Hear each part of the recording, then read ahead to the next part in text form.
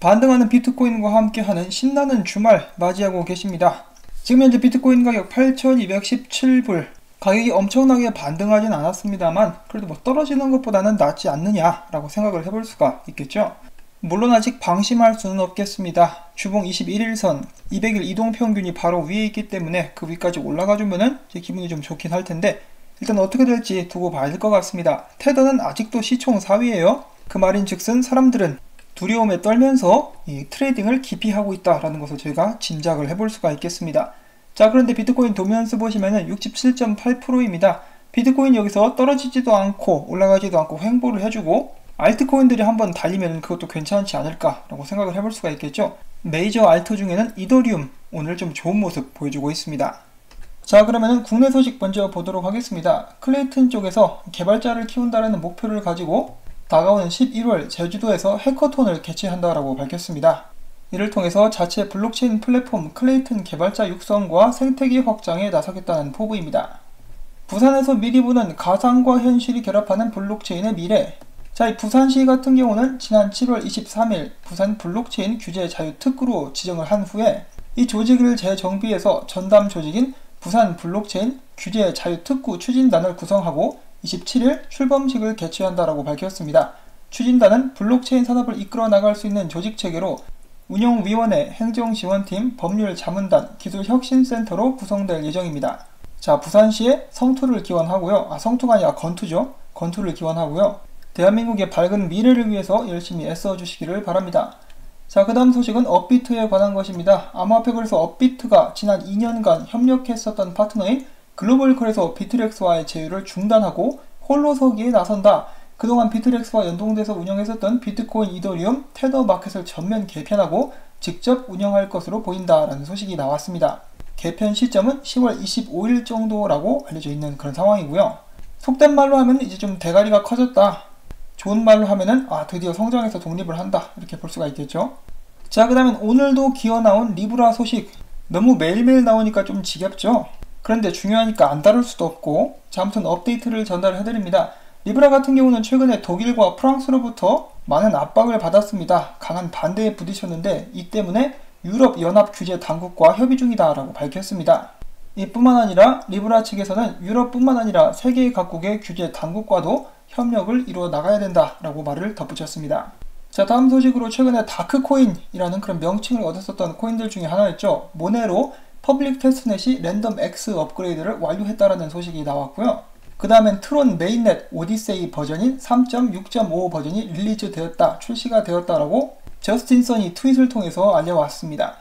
저스틴 선 같은 경우는 이제 작년까지만 해도 이 관심에 배가 고파가지고 굶주린 모습을 보여줬었는데 최근에는 묵묵하게 일을 하고 있는 모습, 보기가 좋습니다.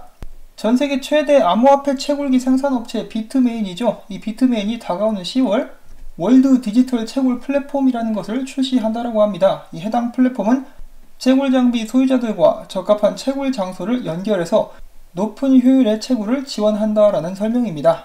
혹시 제 방송 보시는 중에 채굴하시는 분 계시는지 모르겠는데 참고가 될지 모르겠네요. 자, 앤드류 양에 이어서 이번에는 미국 12선 하원 의원이자 전 대통령 후보 론 폴, 대표적인 비트코인 옹호론자로 알려져 있는 이 론 폴이 10월에 미국 라스베가스에서 개최될 2019 라이트코인 서밋에 참석할 예정입니다. 이로써 라이트코인 같은 경우는 앞에서 말씀드렸다시피 앤드류 양 그리고 론 폴과도 이런 식으로 관계를 맺게 되는 것을 볼 수가 있겠습니다. 블록체인 기반 온라인 호텔 예약 플랫폼 트라발라가 이오스를 지원한다는 소식이 나왔습니다. 이오스로 호텔을 예약할 경우에 예약금의 5%를 이오스 암호화폐로 돌려주는 이벤트가 10월 7일까지 진행될 예정이다 라는 그런 소식이 나왔습니다. 스위스 최대 금융그룹 UBS의 전 최고 경영자였던 스위스 암호화폐 전문은행 시그넘의 피터 우플리 이사가 2200달러 규모의 암호화폐 시장을 공략하겠다며 암호화폐 은행업에 대한 포부를 밝혔습니다. 우플리 이사는 인터뷰에서 이미 암호화폐 시장은 기관 및 개인 투자자들이 진입한 2200달러 규모로 이는 즉각적인 기회가 될 것이다. 그리고 여기에 이어서 주식, 부동산, 예술품 또는 상품 등 이런 것들을 토큰화 시키는 것이 다음 산업의 기회로서 다가오게 될 것이다. 반면에 우플리 이사는 페이스북의 암호화폐 리브라와 같은 일반 기업이 발행하는 암호화폐에 대해서는 회의적인 시각을 드러냈다라고 합니다. 그 이유는 국가들이 이 같은 위협을 가만두지 않을 것이다. 라는 예상 때문인데요. 실제로 지금 그런 부분들이 문제가 되고 있는 그런 상황이기는 합니다. 유럽 중앙은행 제도가 국내 수요 및 글로벌 경쟁을 고려해 암호화 자산 및 스테이블 코인에 대한 연구와 디지털 유로 개발에 착수했다는 소식이 나왔습니다. 디지털 유로. 자, 드디어 유로도 토큰화의 길을 걷는 것인가? 자, 아무튼 이를 통해서 통화 정책, 결제 및 시장 인프라의 안정성과 효율성, 그리고 금융 시스템의 안정성에 대한 잠재적 영향을 파악할 그런 계획입니다. 자, 그 다음엔 모건 크리그의 공동 창립자 중에 한 명이죠. 폼플리아노가 최근에 CNBC에 다시 출연을 했습니다.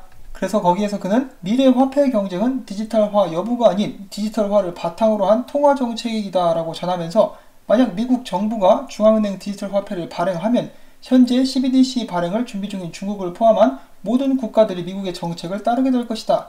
결국 모든 화폐가 디지털화되고 화폐 간의 경쟁은 통화 정책에 초점이 맞춰지게 된다. 만약에 미국이 CBDC를 발행하지 않은 채 중국이 먼저 디지털 화폐를 발행하게 되면 디지털 위안에 대한 접근성이 높아짐으로써 달러의 기축통화 입지가 위협받게 될 것이다 라고 이야기를 하면서 미국은 지금 당장 달러의 토큰화를 시작해야 된다 라는 발언을 합니다. 잠깐 앞부분만 볼까요? We'll reach a point where the US dollar will become digital. Other global currencies will be digital. How then could Bitcoin be a store of value? Yeah, look, if I'm the United States government sitting it from a rational seat, I think that they should tokenize the dollar immediately, right? If you look at China, they're tokenizing their currency. There's other countries that will follow. What's going to happen is there's not going to be a competition between digital and non-digital currencies. Every currency will be digital. What we're going to have is a competition of monetary policy. And if all of a sudden, let's say China has a digital yuan and we don't have a digital currency, it will be much more accessible for people to buy the Chinese yuan in other parts of the world than the US dollar. And so you might see higher levels of adoption of the Chinese yuan than the US dollar. 자, 이렇게 이야기를 했죠. 자, 그 다음에 이어서 폼플리아노 같은 경우는 최근에 이제 하락을 했었던 해시레이트, 비트코인 해시레이트인데요. 여기까지 떨어졌을 때 이제 비트코인이 떡락을 했고 최근에는 끌어올려가지고 다시 한번 사상 최대치 기록을 경신하게 됐다라고 이야기를 해주고 있습니다.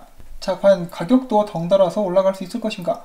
또한 폼플리아노는 최근에 자신의 트윗을 통해서 크립토닷컴의 광고가 샌프란시스코에 나와 있는 것을 보고 좋은 광고다라고 이야기를 해주고 있습니다. 사람들은 또 다른 옵션이 필요하다. 현재 금융체계가 무너질 것을 대비한 플랜 B, 그것이 바로 비트코인이다라고 이야기를 해주고 있죠. 자, 그 다음에 폼플리아노와 함께 이 모건 크릭을 창립한 마크 유스코, 그는 비트코인에 대해서 지금 이렇게 이야기를 하고 있습니다. 비트코인의 가격은 오르락 내리락 할 수 있는 것이다. 하지만 비트코인의 전년 대비 성장세를 보면은 지금은 매수할 때지 매도할 때가 아니다. 이 비트코인에 관련된 해시율, 거래량, 지갑의 수 등 비트코인 네트워크의 모든 지표와 네트워크 가치가 상승하고 있는 점에 주목을 해야 된다라고 지적을 하면서 지금 비트코인을 파는 것은 아마존의 주식을 파는 것과 같다. 지금은 팔 때가 아니다 라고 다시 한번 강조를 했습니다. 자, 이것과 관련해서 제가 재미있는 트윗을 또 하나 찾아가지고 여러분들께 공유를 해드리는데요. 이 조시 레이저의 트윗입니다. 조시 레이저가 온체인 데이터, 이 비트코인 온체인 데이터를 분석한 결과 사람들이 보통 비트코인을 매수 후 던지기까지 들고 있는 시간을 분석해 볼 수가 있었다라고 합니다. ASOL에 따르면은 보통으로 비트코인을 구매한 사람들은 평균적으로 30일을 채 들고 있지 못하고 가격이 떨어질 때 비트코인을 던진다고 합니다. 자, 이것이 무슨 말이냐? 비트코인 매도는 장투자들에 의해서 일어나고 있는 것이 아니다. 굉장히 흥미롭죠? 가격이 떨어질 때 사는 것이 정석인데 가격이 떨어질 때 같이 던지는 사람들이 그렇게 많다라고 합니다. 여러분들은 어느 쪽에 속하십니까?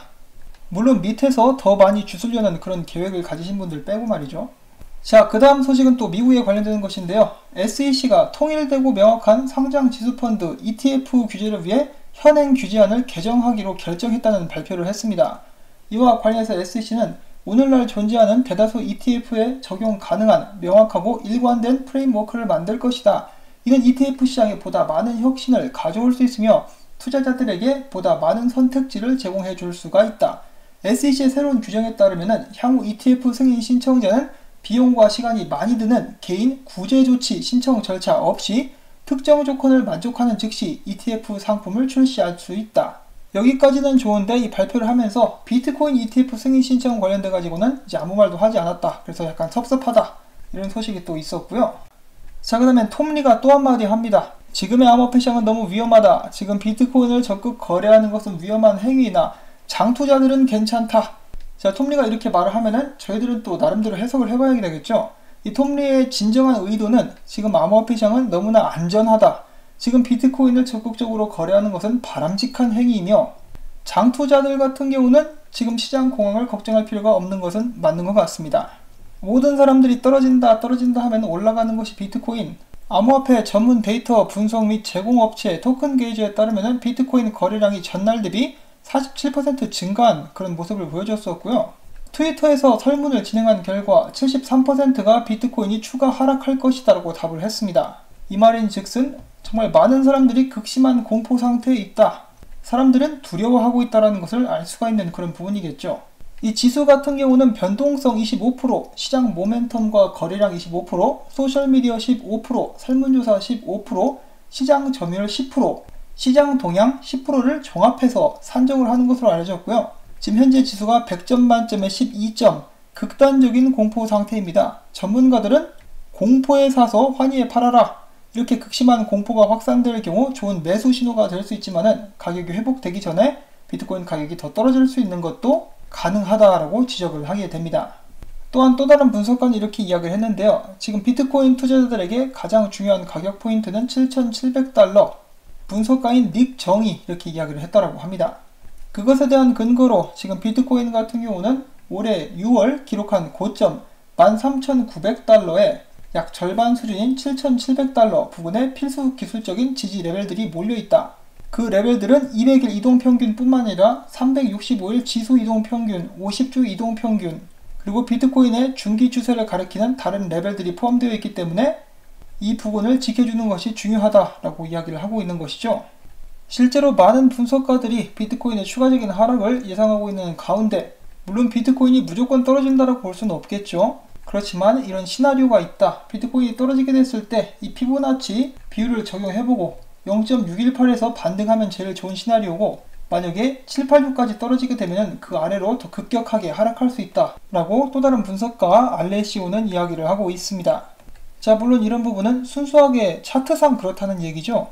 저는 이 차트와 뉴스, 이 시황을 함께 봐야 된다고 생각하는 사람인데 저는 다가오는 10월 이 블랙스완 이벤트라고 하죠. 누구도 예상하지 못했지만은 전체 시장에 큰 파동을 일으킬 수 있는 사건 10월달에 하나가 터지지 않을까라고 생각을 하고 있습니다.